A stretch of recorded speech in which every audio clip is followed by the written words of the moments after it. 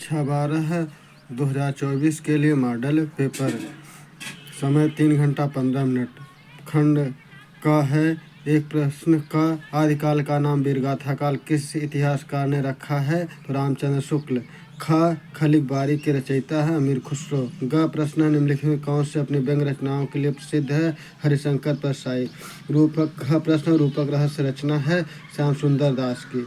प्रश्न तंत्रालोक से यंत्रालोक तक रचना की विधा है यात्रा वृत्तांत। दूसरा प्रश्न का है श्रृंगार शिरोमणि के रचनाकार है जसवंत सिंह द्वितीय।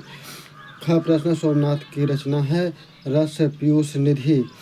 प्रश्न हरि घास पर क्षणभर के रचयिता आगे सही सुमेलित है। प्रणभंग चरित काव्य है और रसमृति खंड काव्य है।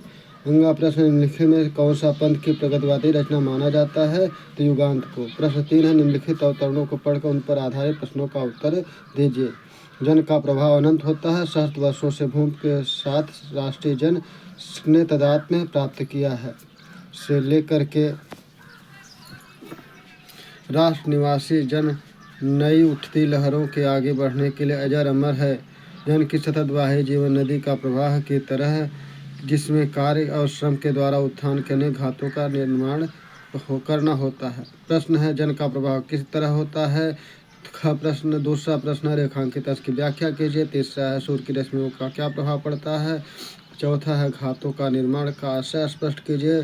पांचवा संतत वाही का अर्थ स्पष्ट कीजिए। अथवा पुष्पित अशोक को देखकर मेरा मन उदास हो जाता है, इसलिए नहीं कि सुंदर वस्तुओं के हतभाग समझने में मुझे कोई विशेष रस मिलता है से लेकर के असली कारण तो मेरे अंतर्यामी ही जानते होंगे, कुछ थोड़ा सा भी मैं अनुमान कर सकता हूँ। पहला प्रश्न है उसी का प्रस्तुत गद्यांश के लेखक और पाठ का नाम। दूसरा है रेखांकित की व्याख्या। तीसरा है युगांत प्रस्तुत गद्यांश के लेखक ने स्वयं के विषय में क्या कहा है। चौथा प्रश्न है वे बहुत दूरदर्शी होते हैं पंक्ति का आशय स्पष्ट कीजिए।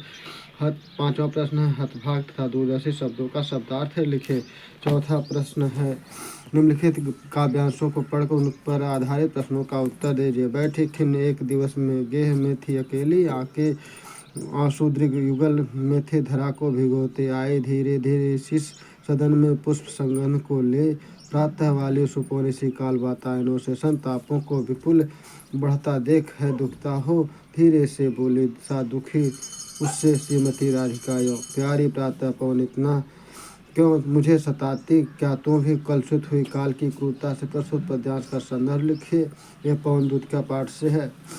रेखांकित अर्थ की व्याख्या कीजिए। तीसरा है प्रस्तुत पद्यांश कवि ने राधा के किस स्थिति का वर्णन किया है। अगला प्रश्न है नायिका ने पवन को क्रूर क्यों कहा है। पांचवा प्रश्न प्रस्तुत पद्यांश में रस योजना का पर प्रकाश डाले। अथवा समर्पण लो सेवा का सार, सजल संस्कृत का वह पतवार, आज से यह जीवन स्वर्ग, इसी पद तल में विगत विकार, बनो संस्कृत के मूल रहस्य, तुम्ही से फैलेगी वह बेल, विश्व भर सौरभ में भर जा, सुमन में खेलो सुंदर खेल। प्रश्न है उसमें श्रद्धा मन को क्या संदेश देना चाहती है। दूसरा प्रश्न सृष्टि का क्रम चलाने के लिए वह क्या कहती है। तीसरा सुमन के खेलो सुंदर खेल का भाव स्पष्ट कीजिए। चौथा रेखांकित अंश की व्याख्या कीजिए। पांचवा प्रश्न पाठ का शीर्षक और कवि का नाम बताए। प्रश्न 5 है निम्नलिखित लेखकों में से किसी एक लेखक का जीवन परिचय देते हुए उसकी कृतियों पर प्रकाश डालना है। प्रोफेसर जी सुंदर रेड्डी, वासुदेव शरण अग्रवाल, पंडित दीनदयाल उपाध्याय। प्रश्न निम्नलिखित कवियों में से किसी एक कवि का जीवन परिचय देते उनकी कृतियों पर प्रकाश डालना। महादेवी वर्मा, भारतेंद्र जयशंकर प्रसाद। छठा प्रश्न बहादुर अथवा पंचलाइट कहानी के नायक का चित्रण कीजिए अथवा कर्म नशा की हार अथवा पंचलाइट कहानी का कथानक संक्षेप में लिखिए।